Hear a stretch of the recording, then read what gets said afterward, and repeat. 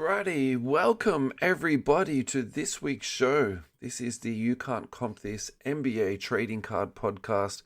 I am your host, Russell Gibson. Very unfortunately, Adam is absent this week. He is recovering from a genuine dose of the man flu. So all I can say to you, Ad, is get well soon, mate. And the timing couldn't have been worse. Missed out on the Collect Fest, missed out on the podcast tonight. But all I can say to you, mate, is absolutely get well soon. And I hope you're having some strepsils or lemon tea or whatever it is that you have. Alrighty, so this week's content is going to be based around the NBA draft. Obviously a very small amount of content on that just due to my knowledge base on NBA draft.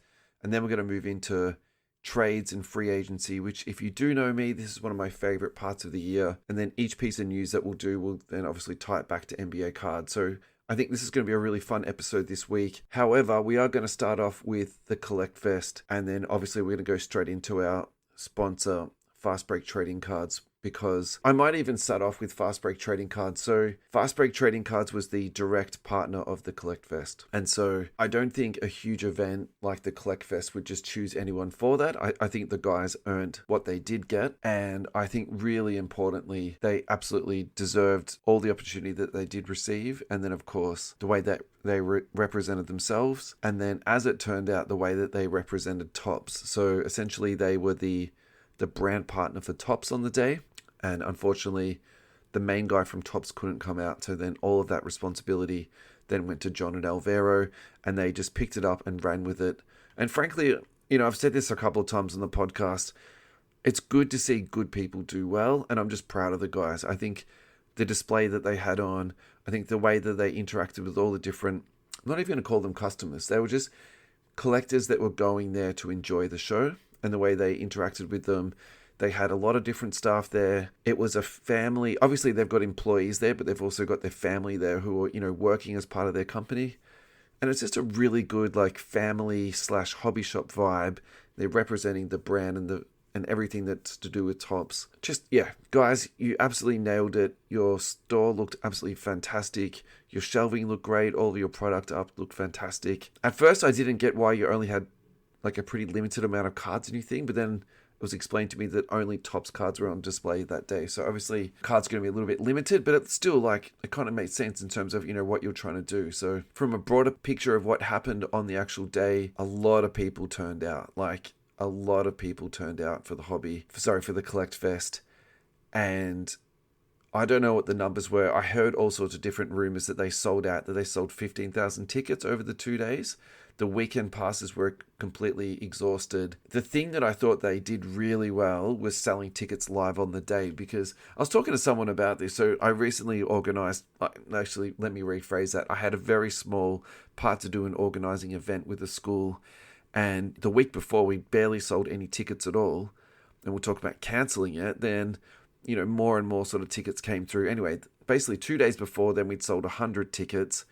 In the last 24 hours, we sold an extra 50 tickets. So, percentage-wise, that's an extra 50% in the last 24 hours. And I do wonder if the culture that we now live in terms of that sort of instant reward, instant, not gratification, but the way things are done so quickly these days, you don't have to buy tickets until the day before. It's not like a big deal. So, I think having a ticket booth set up on the day, I think that was a really good thing. And you could tell that was quite a busy part of it.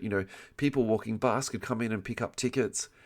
I did hear that they capped the number of people going into the event for the entire day, but I sort of questioned the rationale for doing that. So where I'm going with that is, between, say, 10:30 and 2 p.m., it was absolutely heaving at Collect Fest. But then as it got later into the day, I think they could have let more people into the event. So if they were turning people away, I think in that instance, maybe that's something they could have done. They could have maybe did it in, say, 3-hour blocks. I know that gets very complicated to do, but if they did turn people away, what they could have done was ask them to come back in the afternoon. I think that would have been a really good thing. One thing I think you can make a direct comparison when you're talking about Collect Fest to the Hobby Hangout was the spacing. I found that the spacing at Collect Fest was really quite cramped. And you really noticed it, particularly as you're navigating around and the way they had it sort of laid out. I would say that's a very minor complaint. And I think that's more of an example of how many people turned up to it as opposed to that's something that was bad. Probably my biggest thing that I enjoyed the most was it was very eclectic, and I sort of like that eclectic viewpoint of artwork and music too. I definitely like listening to a very eclectic base of music. Did I stop and spend heaps of time at every single shop? No, I didn't. Like most of them, I just sort of like browse past, but I still like to have that sort of, mixture in there. Really interesting, the internet trolls were out in full force again, complaining there wasn't enough NBA there, but I found heaps and heaps of cards to look through. I thought there was a really good range between, high-end stuff and that sort of medium end stuff, and then you had people with dollar boxes and $10 boxes. Not heaps of people with dollar boxes, but there was definitely stalls that you could just sit there and look for 20 minutes, 30 minutes, flicking through a whole bunch of cards and trying to get some bargains. So I thought that was really good. I think that maybe what vendors had learnt from Hobby Hangout to Collect Fest is that you did have to make deals and you did have to negotiate a little bit. And I think that was somewhat talked about between collectors, is that, comp said this, your ticket says that, we're about 25% off, are you willing to make a deal? And some people basically just wouldn't budge. And so I think that's a really interesting piece because, has the market changed, or has vendors' perspective changed? That they would rather just move on a bit of inventory instead of holding on to it. And so my sort of observation was that people definitely wanted to make deals, and I think that was going both ways. I think people wanted to sell their collections, like become liquid, and I think definitely people wanted to buy. And that was actually like one observation I made, was that there were some vendors kind of on the Saturday that were like, if I don't buy more inventory today, I'm going to run out of stock to be selling for tomorrow. And so I think that's a really strong showing for the hobby, in that there is that concern for people that would sell out before the event was over. My personal enjoyment was meeting different people, and I did spend a bit of time just talking to people, trying to get to know some more people. Now, I'm going to give these guys a massive shout out. They were so hospitable to me. They were so welcoming. They were so friendly. The Hobby Podcast. So if you get onto Instagram, alrighty, you will find them at Instagram, _hobby_pod. And look, they didn't know me for an absolute bar of soap. I literally just went up and introduced myself. They had me come onto their podcast for 15 minutes or so. We talked some hobby talk. I tried to blend it with Pokemon because that was like their main sort of thing. And look, they just did a really good job, and I felt very welcomed by them. So thank you guys for doing it. If you're looking for some Pokemon content that's Australian based, guys, obviously please don't drop the content that we're doing. Of course we want you to stay on board, but if you're looking for a bit more Aussie content, check them out. The other thing that they did up on the stage too, they did a huge break. They had this guy called King Pokemon. You might have seen this vlog online. This was the American guy who went extremely viral. He was deliberately taking packs out of sealed boxes in a way that it would damage the packs, so that it would population control the Charizards out of the original base set collection, because he owns the largest collection of this in the world. Just like total nightmare material stuff. And so they had him there at the thing. And I think in the Pokemon world, that's like having, I don't know, maybe Gary V from NBA to come on down. It's huge. So then they had him up on the stage doing an original break, an original box break. So it was like a $35,000 box. And then just the atmosphere of, people were around, they wanted to see this guy. They wanted to see the box get open. When the big cards came out, they were clapping and cheering. Like that, for me, that was one of the highlights of the show. I think being part of that atmosphere, and I think whilst box breaks online are really good, I think that sort of in-person type hobby break, that's genuinely entertaining. I know you can't do that on a day-to-day basis, but I would put that on par of going to, say, a movie or going to a live sports event on a lower level, not like an NBA game or maybe even an NBL game, but, a smaller sports event that just the atmosphere was good, and people were happy for each other. And I thought they were sort of cheering each other on. So that was super cool. They essentially were with the MCs of that. I think they did really well on that too. So again, congratulations guys on that one there. So I think that takes care of our, a sponsorship shout out to the guys at Fast Break. Go to fastbreaktradingcards.com. The guys will look after you. They're just good guys in the hobby. They absolutely killed it at the Collect Fest. Guys, we're so proud of you. I hope you're listening to this. Check them out at 75 Tulip Street, Cheltenham, Friday, Saturday, Sundays. Contact them. All the contact details are on the website. Of course, if you want to buy sports trading cards, it's all on their website. Fanatics Authentic Memorabilia, Entertainment, TCG, Disney Locana, Pokemon, One Piece, Star Wars, supplies, grading, PSA and BGS. Yep, just check them out, guys. Great guys in the hobby. Alrighty, moving on from that. Here we go. The first big trade of the offseason came pretty early. This trade actually came in the NBA Finals. And so I've sort of been sitting on this for a couple of weeks, and I did this a little bit deliberately because we had another guest come onto the show, obviously, which was Comron from GTS. Then Adam was away on holiday, so I sort of sneaked out some other stuff in between. This is a really big deal. I think the reason why this is a big deal is because of how much that the Magic paid to get Desmond Bane. So basically, let's just say you take the players out of it. Contavious Caldwell-Pope, that was a free agent signing of them. I don't really consider him to be a cost. I think at his age in his career and the amount of money they were paying him, to get off KCP, I'd sort of call that like a bit of a, it's just a neutral thing. Cole Anthony's a role player. I think in terms of their pecking order and in terms of their depth chart, he was a good player, but at the same time, I don't think he's that important to them. I think they'll be totally fine without him. And also they'll be able to replace him on the cheap. I think getting a backup point guard in the current NBA landscape is very, very doable. So, I think that's totally fine. But what they did pay, though, is four unprotected first-round picks. And I think that if you just said 4 first-round picks and they had some type of protection on them, even if it was light protection, that's one thing. But 4 unprotected first-round picks, like the risk on that is incredibly high because, look, I think the Magic have got a lot of upside and I'm really high on the Magic. But for example, this year, they had a lot of injury problems. Banchero was injured, Franz Wagner was injured, and that sort of really creates a depth problem for them. And it also creates a massive, hole to fill. And so I think 4 first-round picks and a pick swap, that's 5 years where you basically need to be healthy without having to lose something. In saying that, though, I think he fits what the team needs. The team needs shooting. He's an excellent three-point shooter, basically one of the best three-point shooters in the league. He's also a really good defensive player, and his contract is, in the current NBA standings, is very, very reasonable. So, there's a lot of positives to come out of this, but if you then compare this to the Luka Doncic trade, that's like double or 2.4 times more draft equity than what the Lakers gave up to get Luka. So, I think there is some risk there. I think if we're going to talk pure card speculation, though, I think, we can talk about Desmond Bane, that's totally fine, but I think we have to go to Banchero. He's currently trading at $360. His population is 856.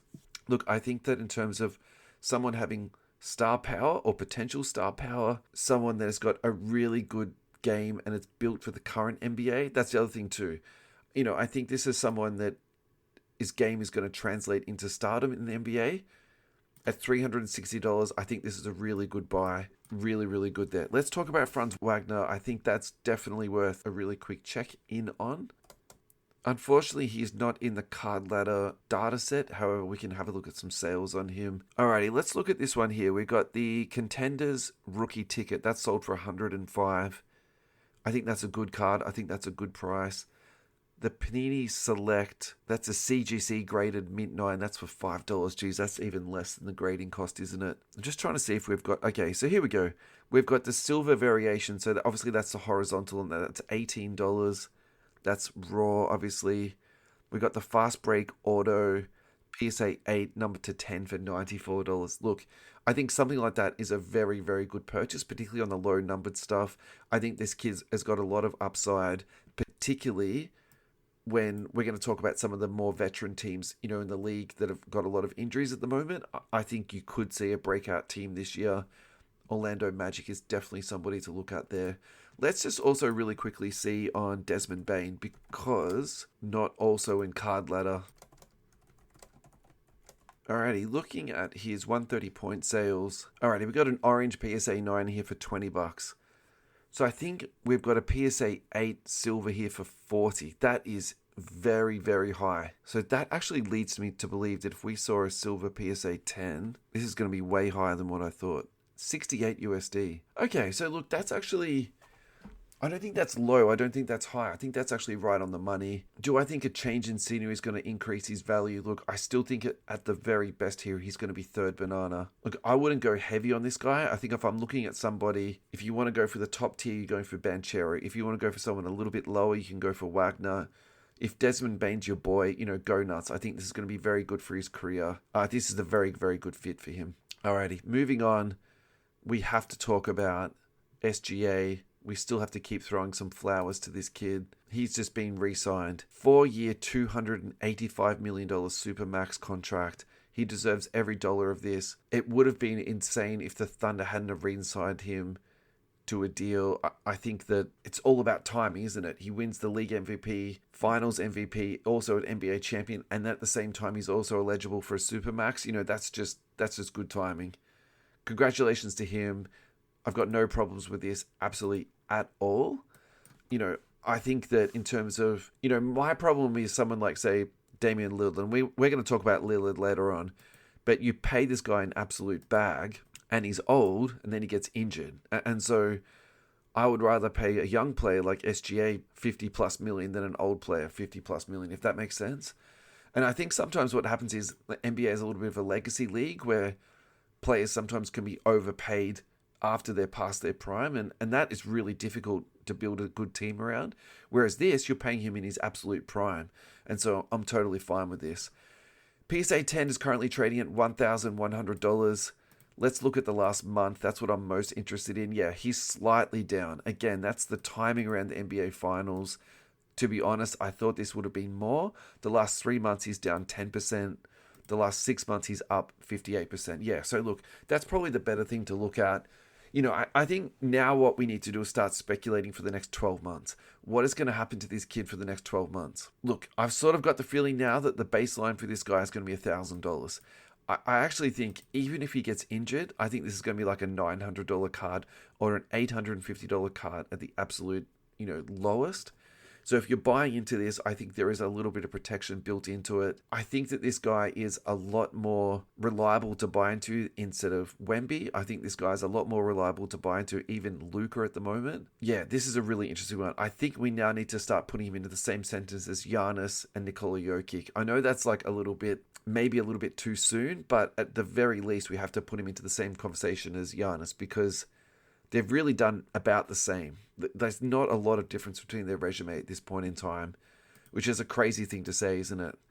Other NBA news around the league, Will Hardy has re-signed a contract extension to 2031. I think that's really good for the Grizzlies. David Alderman has been officially hired as the Nuggets coach. Look, for me, that is a little bit jury to be decided. I think he's a really young coach. I think that the whole Nuggets team has gone through a massive reshuffle.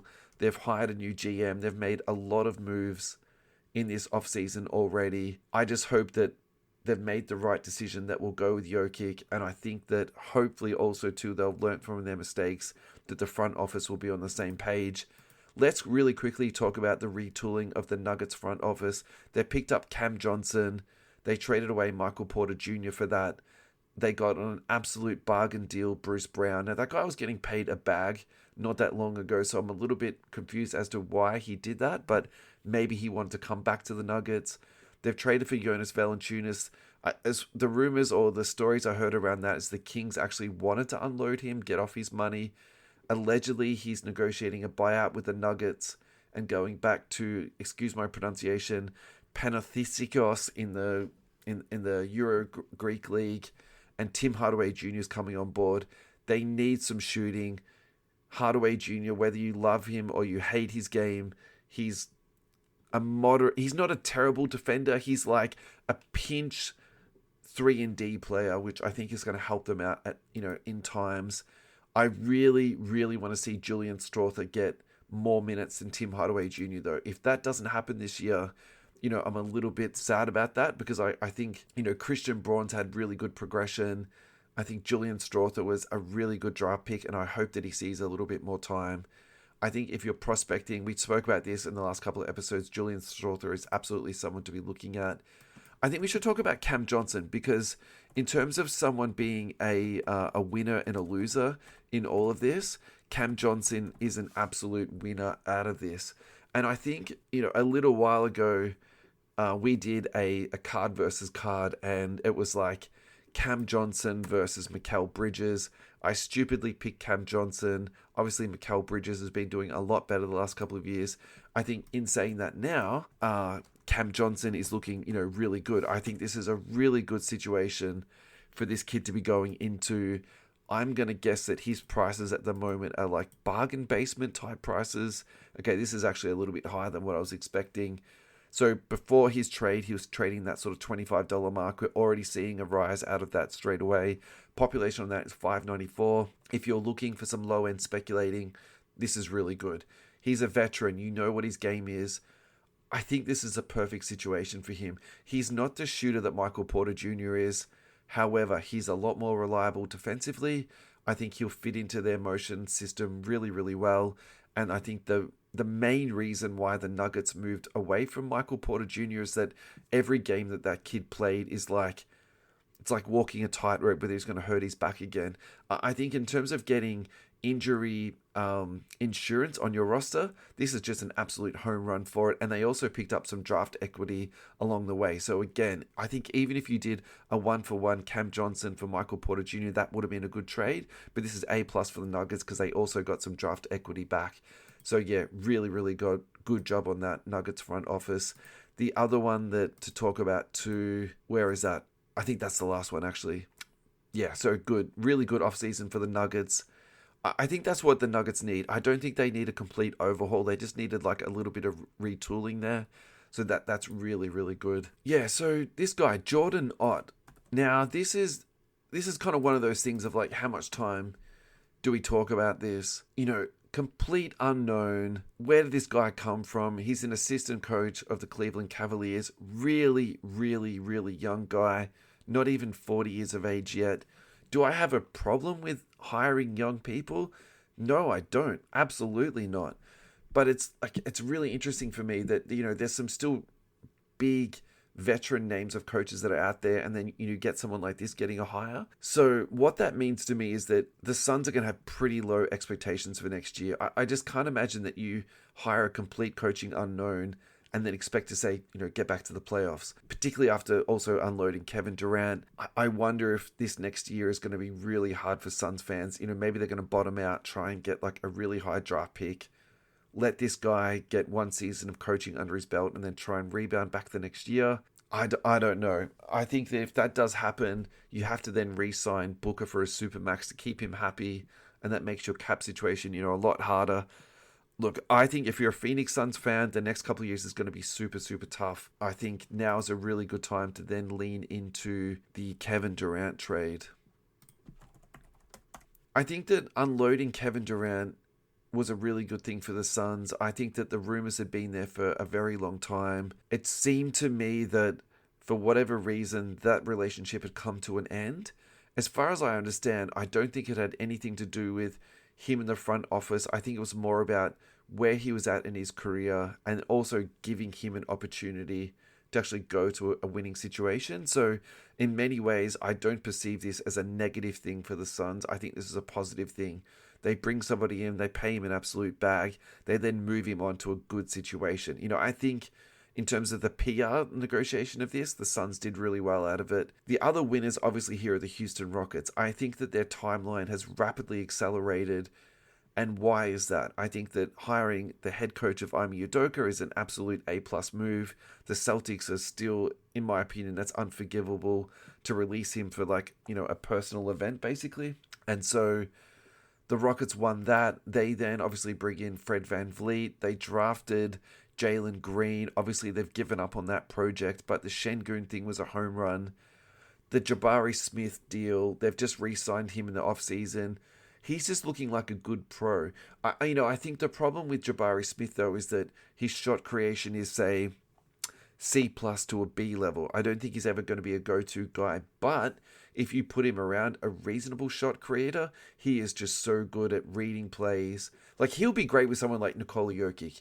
You put that kid into a motion offense, he knows where to go to on the court. He knows when to go to the mid post. He knows when to just float out to the 3-point line. In transition, that sort of semi-transition thing, like, you just watch him, the way he moves around. He's really, really clever around the court. I think he's going to be amazing with Kevin Durant. The other thing that's a little bit understated in that sort of space too is like the defensive rotations that the Houston Rockets can then produce and also do. So basically you've got two defenders that you can move around the court. And so, you know, the one thing, you can throw all the shade that you want at Kevin Durant, but the one thing that you can actually not do to KD is talk about his defensive flexibility. He can literally guard, at this point in his career, 1 through 5. And so I think pairing him up with Jabari Smith, that is going to be, like, to me, super, super interesting. Getting off Jalen Green, though, for the Houston Rockets, again, I'll sort of put this like the Michael Porter Jr. thing. Even if you just got rid of that contract and you moved on from him, I think that's totally fine. And I think that's part of the reason why the Rockets picking up Kevin Durant, it's okay, because it's like, you get this guy for 1 or 2 years and you move on. It's like, that's kind of the cost of getting off Jalen Green. You know, I think, what does that say about Jalen Green? How's he going to pair up with Devin Booker? That, to me, that fit isn't there. I think that's basically like Devin Booker light in some ways with Jalen Green. He really does need the ball in his hands. How does he impact the game without the ball in his hands, with Booker holding onto the ball so long? You know, I think that's going to be a really interesting dynamic. The other thing too in Phoenix, you know, as opposed to Houston, like, think about the length comparison. You've got like an extra 2 feet of length in Houston per player with Kevin Durant and Jabari Smith, you know, versus Jalen Green and Devin Booker. So, you know, I think that's something else to also like factor into, like the lack of defensive gameplay there. So I think for me, the Houston Rockets really, really won this trade. You know, I think at this point in his career, Kevin Durant is like the Jimmy Butler, where you go somewhere for 2 years, you get 2 good years out of him, and then he moves on. You know, I think that's, if you're a Houston Rockets fan, that's all you should be expecting. Don't expect this kid to like retire with you and hang his jersey up in the rafters. You know, it's not going to happen. That's just not how Kevin Durant sort of ticks and how he works. So let's look at Kevin Durant, because this is not someone that we talk about in any volume. And maybe this is something we need to do better. Actually, do you know what? The last time we did this is part of the problem though, isn't it? All right, let's do the black border. Population on this is 150. This is the 2007 Topps Kevin Durant black border card. It's that really classic one where he's holding the ball. This is currently trading at $1,200. That's actually really interesting to me. I would put that almost purely down to the low population. So if you're comparing that to, say, we're talking about Banchero before, that was like up at the 800 mark. When we're talking about the Wemby's, you know, Wemby's sitting in that 1,000 to 2,000 plus range now at 150. That does really make it interesting, doesn't it? That $1,100 price mark, I actually think that's a little bit low considering who the player that he is. But I also think that's also around his hobby collectability. Like, KD just isn't that guy, you know, inside the hobby. And I think if you buy it at $1,100, do I think that's a bad purchase? No, I don't. I definitely don't think that's a bad purchase. But at the same time, don't wait for that card to spike. I think that's a very, very slow burn. Who else should we look at going out of that trade? I think the obvious one to talk about then would be Jalen Green, because Green's a funny one, because a little bit of money has gone into Jalen Green, but also not a huge amount. It's not like people have spent thousands and thousands of dollars like how it happened with Zion Williamson. So this is the silver PSA 10 rookie for him. Population on this is 705. Trading at 150. Yeah, so look, my problem with this is I don't think this is going to go up. I think going to Phoenix is actually, they're going to be a bad team. They're going to be out of the media. He's going to be second fiddle at his position. He's going to be, maybe he'll come off the bench. Like, I'm not too sure how they're going to do their rotation unless Booker starts again at point guard. You know, that's going to be tough for Jalen Green. So that's really interesting one there. I think you're going to see that value sag down even more. He actually spiked up to $300. I would put that down to how well Houston was playing. You know, I don't fault the person that paid $300 for this. I think the Rockets were so hot. Jalen Green was playing really good basketball, and you could almost make that argument of like, if they're going to take the next step, they needed someone to step up. Unfortunately, they're hoping that KD is going to step up now. It's not going to be Jalen Green, so that's definitely going to be a loss. I can see that being a $100 card in not too much more time. Alrighty, we're going to go for a break. I'm going to grab a quick drink. We'll hear from our sponsor, and then we'll be back to talk some more basketball cards. Alrighty, we are back. Welcome back, everybody. Thank you so much for your patience. We are going to do some advertisements. Thank you to US Sports Cards Australia for your ongoing support and partnership. We are very grateful for all of your support and everything that you've done to us over time. Ross's major project at the moment is check out My Cards Australia, where he's building a card submission and consignment service for you. So all of your cards can be sent to Ross, and you can then put your feet up and just relax. Ross will take care of everything in terms of selling your cards for you. Go to US Sports Cards Australia, click on the three little noodles, check out My Cards Australia, and click on the submission form. It will take you onto that. The submission card fee is 6 cents per card. If you write on it, you can't comp this, you'll get a free submission. Not just one card. If you send in 100 cards, you'll get the 100 cards done for free. Ross is really trying hard to get more submissions in. His current problem with his inventory is he does not have cards in there. More cards are being sold than he's logging into his inventory. Really good problem to have.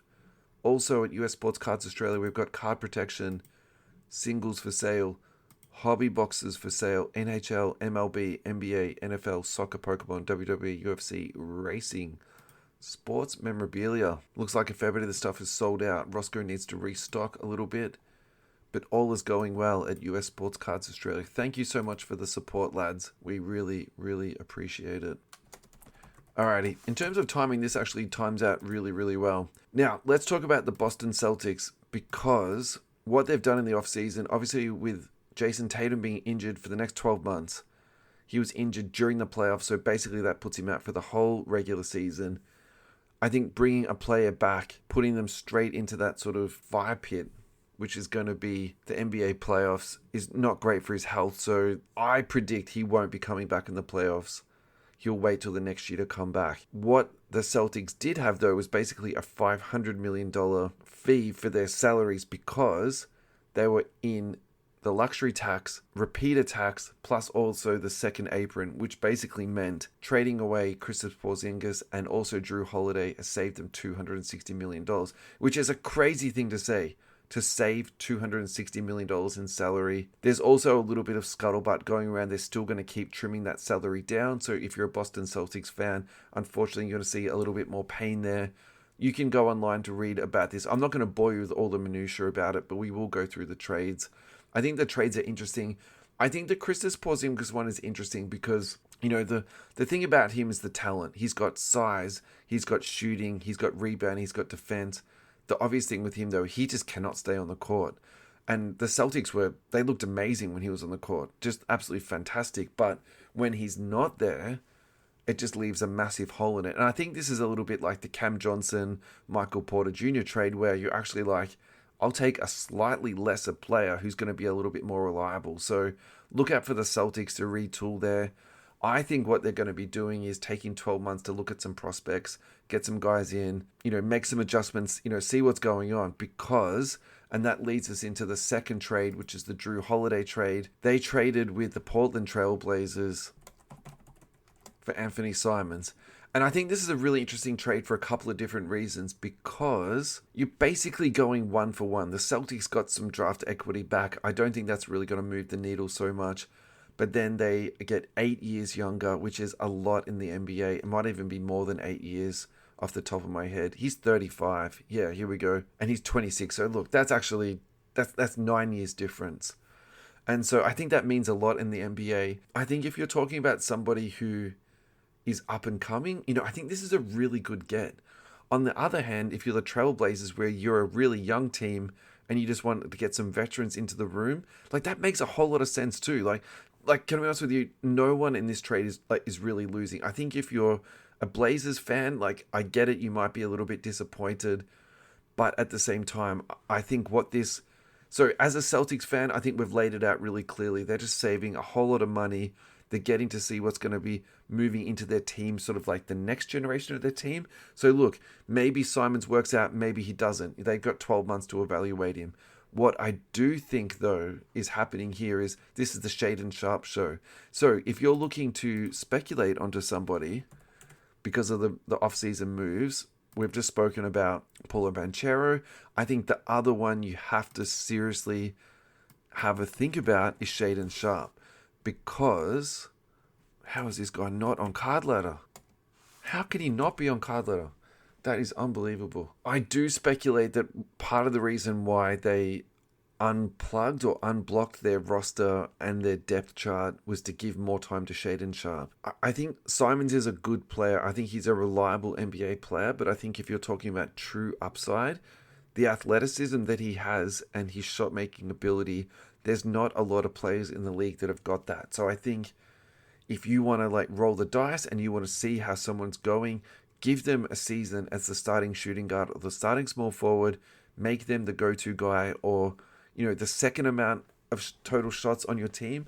Do you know what? I am totally down with this. In fact, I think it's a good idea. Looking at some prices of this guy, Shaedon Sharpe rookie auto number to 49, PSA 9 sold for $40. I think that's a very reasonable price for someone who is very much a prospect at this point of his career.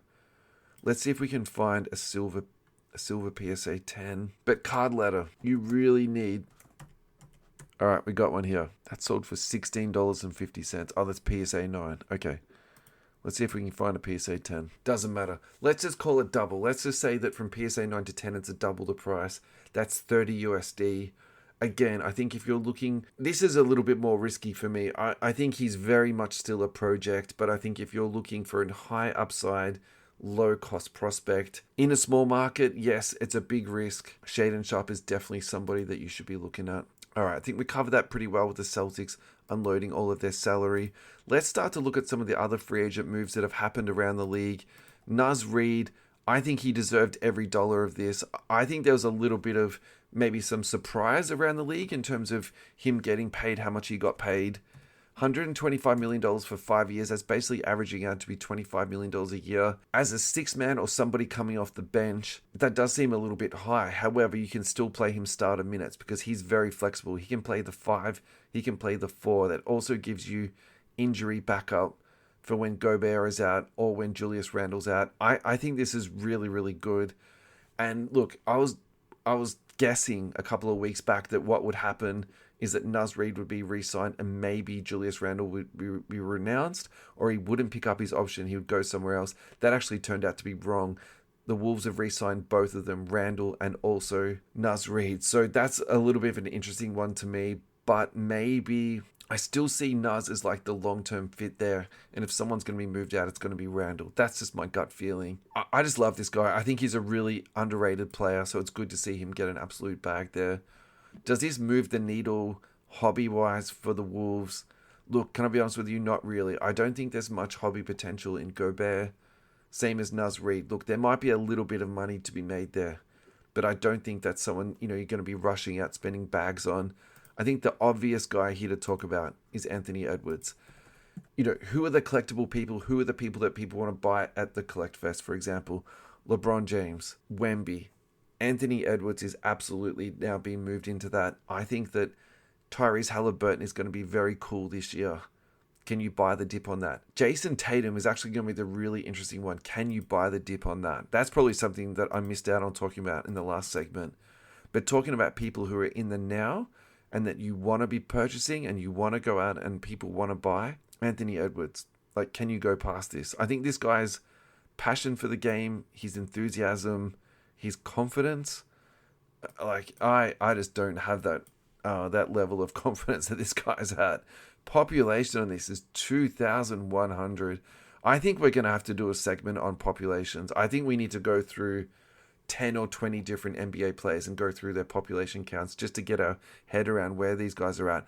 That is crazy town. And still people are paying $700 for it. At one point, That was at $1,000 not that long ago. All right, so I mean, let's talk about this. Can this go back to $1,000 this year? You know, the crazy thing about this card is I think the answer is yes, even though there's 2,000 of them. All right, I think we have to look at something else. Let's just look at the blue. Far out. This is the problem though, isn't it? The blue ice to 125, PSA 10, population 23, that sold for 7,000, nearly 8,000. Let's try and find something else that you might be able to afford that's a little bit lower level. Okay, that's interesting, but there hasn't been a sale for a little bit of time. This is the fast break number to 175. Again, that sort of relative color match there. Population on this is 36. Last sold for $2,000. I would anticipate if this recently sold again, it'll go up a little bit. Card Ladder actually has this as undervalued. Yeah, look, I think for me, like, if you're prospecting the Wolves, it's like number 1 Edwards, number 2 Edwards, number 3 Edwards. It's really as simple as that, to be honest, with the Edwards things. Alrighty, I'm going to massacre this name in a really bad way, but Masai Ujiri has been... Look, there was different stories about this. I've read 3 different stories. The Raptors let him go. He left the Raptors, whatever it was. Look, I think either way, he is the best or one of the best general managers. Okay, I don't think we can say he's the best anymore. He did win a championship in very much Sam Presti sort of way, though, didn't he? Look, I think that he is one of the best general managers in the league, and he should get basically any job that he wants, maybe except for OKC and maybe the Spurs. But now that Pop is going, maybe he should go back to the Spurs. That's a crazy 1-2 punch. He leaves the Raptors, goes back to the Spurs. That's kind of cool. I hope he goes somewhere to like the Knicks, where he's been rumored and linked to the Knicks in the past. If they're firing Thibs, hiring Mike Brown, which, God, that's kind of terrible. It's like you've got a worse version of Thibs. Look, I think teams should be opening up their wallets to get this guy in. I think he's a really good guy. You know, my problem, though, is what he's done to that Raptors roster. I kind of get what he was trying to do. Bring in, like, a very versatile team that can defend, say, 3-2 or 1-4 or 1-5, you know, whatever he was trying to do there. Like, I get it, but if you're a general manager taking over that team, you've sort of got this like hot pot of mixed vegetables just chucked all into the one soup, and it's like, you know, what do I do with this kid now? So I think if you take over the Raptors, that's a really, really tough gig now. Like, he's kind of made that really hard for the next person, you know, whether he did that intentionally or not, you know, who absolutely knows. All right, I think we better go for a break now because obviously we're way out of whack here, but that is totally cool. We'll be right back. Alrighty, guys, we're back. This is going to be the last segment of today. Then we'll finish off the podcast. I might open a pack live, and then I might do some FC25 packs too. So yeah, guys, stick around after the podcast is finished. I'll do a little bit more live content after that. Now, we're going to talk about the Bucks, the Milwaukee Bucks. They pulled off some pretty big moves. They waived Damian Lillard. Now, I think the general consensus around this is that it's been pretty critical. And basically what they've done is they're going to stretch his money over the next 5 years. So $22.5 million a year over the next 5 years, which is basically 2 years of his salary stretched over to 5. The Bucks owe him every single dollar of this. He can now leave that team and go sign with another team. My very basic understanding, though, is if you sign another contract, you actually collect on both contracts. It's not like when you get waived out of a regular contract, and then whatever you sign for, that comes off the other contract. It's not like that when you get stretched. So that's kind of a fun one for him. My guess on this is he's going to sign with a contender. I kind of hope he signs with, say, the Warriors, or he signs with the Heat, or he signs with, say, even the Thunder. Like, can you imagine having someone like Lillard in the locker room on a minimum contract, and he's just there to mentor and help the guys? I don't know if that's his personality typing, if he would fit in. Maybe he'd be a better fit with, say, the Warriors. Like, I think that would be really good insurance for Steph. Anyway, I think that the Bucks have got a lot of criticism for this. I think looking down the barrel of paying somebody $50 million a year to not play, and then for him to come back to be paid another $50 million at, say, 70 or 75%, when you've got your star player aching and Giannis wanting to win a championship, I don't like that narrative, like, at all. And so I think the Bucks stretching them, you have to commend them. Like, this is going to cost them an absolute bag to do this, but they're willing to take that risk. So I really, like, the thing that I don't understand out of all this is, like, people criticizing the Bucks to do this. Like, I think when you signed Damian Lillard, was this the ideal outcome with him when he was on the court? No, it wasn't. I think the outcome could have been a lot better, and they were definitely hoping for it to be better. Were they anticipating him to be out for 12 months with his Achilles injury? Like, no way. But I think that's also part of sports. And, and we saw that in the finals where Halliburton goes from maybe being an NBA champ to being out for 12 months. Like, no one can predict this. So the Bucks then pivoting and going in a different direction, I think you have to commend them. So what they've now done is they've used that cap space to get Myles Turner. We were talking about this on last week's show. We were kind of guessing, what were the Pacers going to do. My gut feeling was that the Pacers didn't have enough money on their cap sheet to give him what he wanted or what was going to be market value.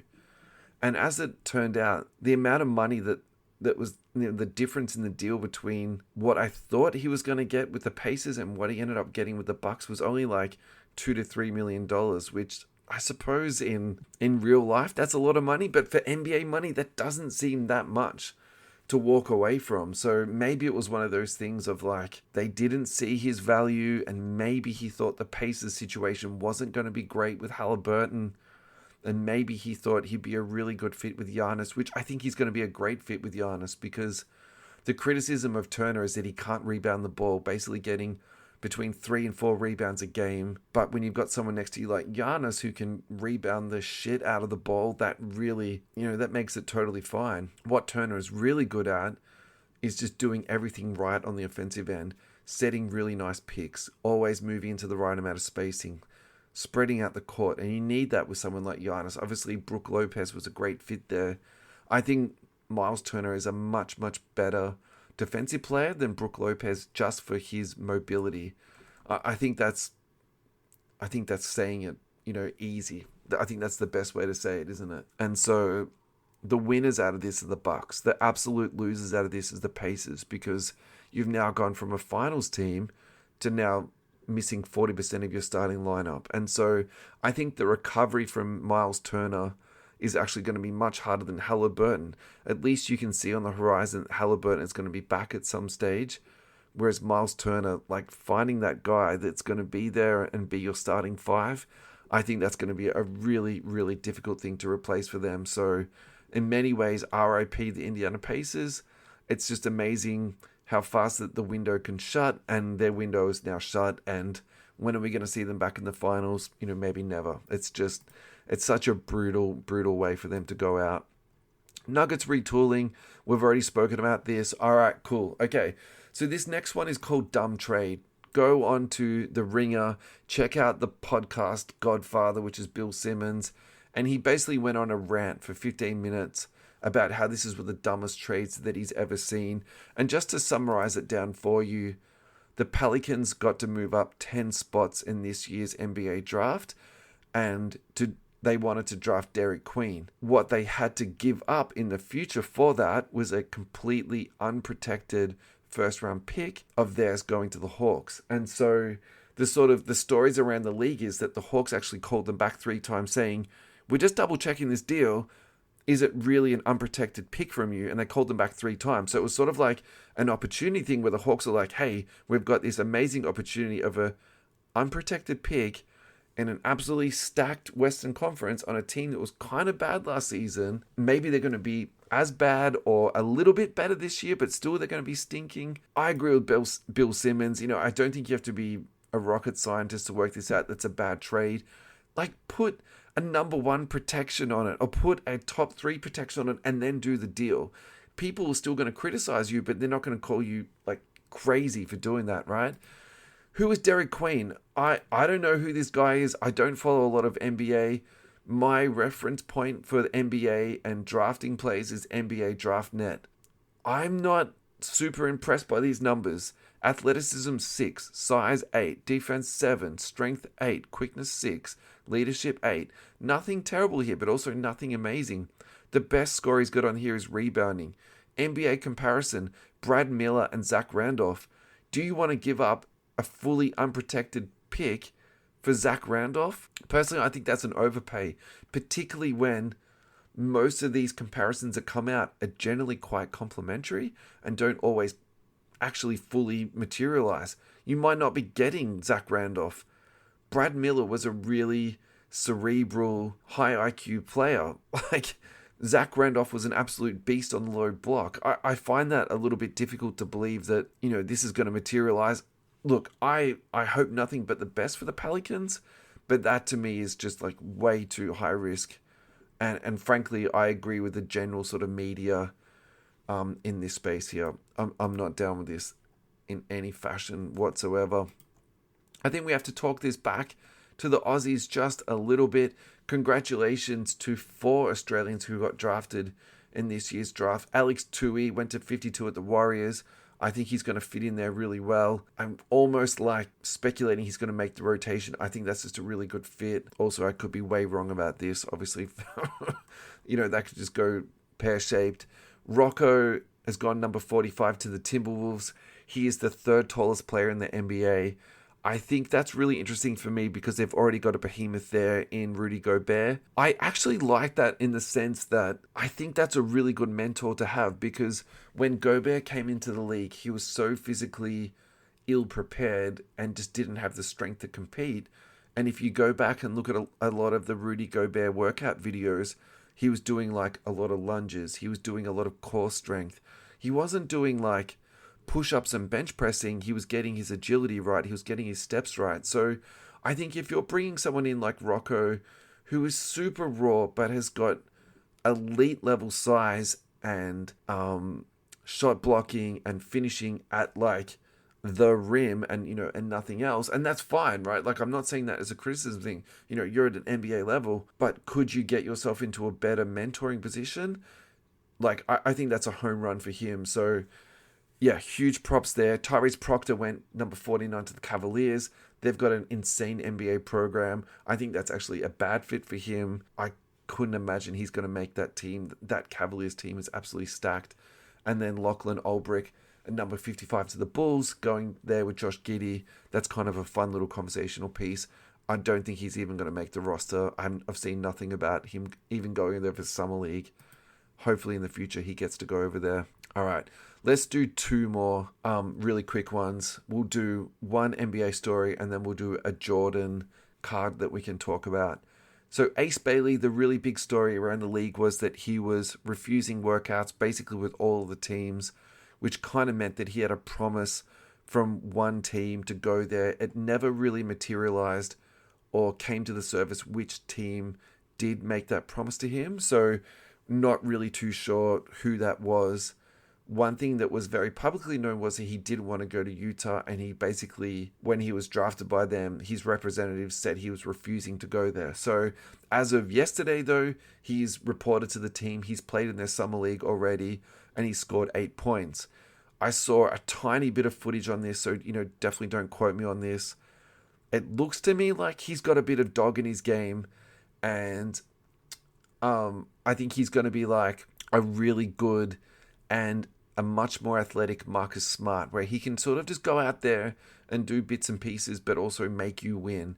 And so I think if you are Danny Ainge, who was basically a dog his whole career, I can kind of understand why Danny Ainge is like, I don't care. I love this kid. I love everything that he does. I'm going to take him. Like, that fit there makes a whole lot of sense to me. The only thing for me with Utah is like, is Lauri Markkanen really your number one? Are you going to win a championship with Lauri Markkanen and Ace Bailey? Probably not. Are you going to be super fun and I'm going to watch you play Ace Bailey?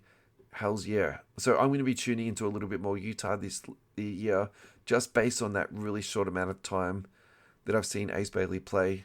Really exciting acquisition there. That's super cool.